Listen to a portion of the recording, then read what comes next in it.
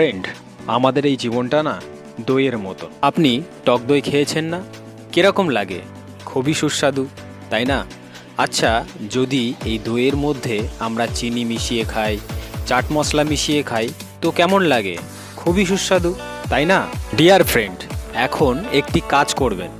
সেই দইটি খাওয়ার আগে সেটিকে মাইক্রোস্কোপ লাগিয়ে দেখবেন।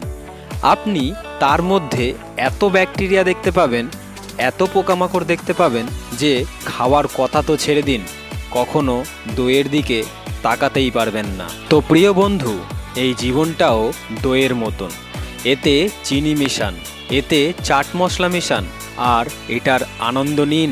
এটির উপর মাইক্রোস্কোপ লাগাতে যাবেন না, এর পোস্টমর্টম করতে যাবেন না যে ও এরকম, সে ওরকম। এরকম করলে আপনি এত ব্যাকটেরিয়া দেখতে পাবেন, এত পোকামাকড় দেখতে পাবেন যে জীবনের আনন্দ নেওয়া তো দূরের কথা, বেঁচে থাকতেই পারবেন না।